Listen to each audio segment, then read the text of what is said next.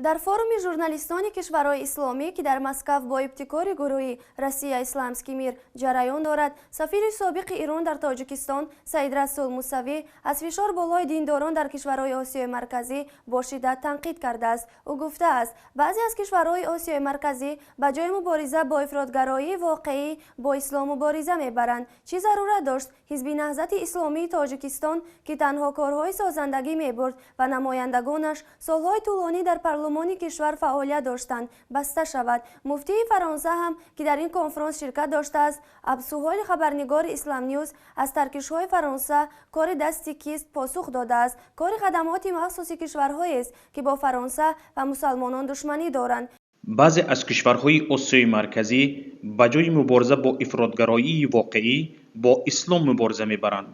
Чӣ зарурат дошт Ҳизби наҳзати исломии Тоҷикистон, ки танҳо корҳои созандагӣ мебурд ва намояндагонаш солҳои тӯлонӣ дар парлумони кишвар фаъолият доштанд, баста шавад? Ширкаткунандагони конфронс бар ин ҳам таъкид карданд, ки ВАО метавонад на танҳо дар мубориза бо ифротгароӣ кӯмак кунанд, балки баръакс дар панҷшавии он хоста ё нохоста саҳм гиранд. Ин конфронс қарор аст 2 рӯз 8 ва 9 декабр идома кунад.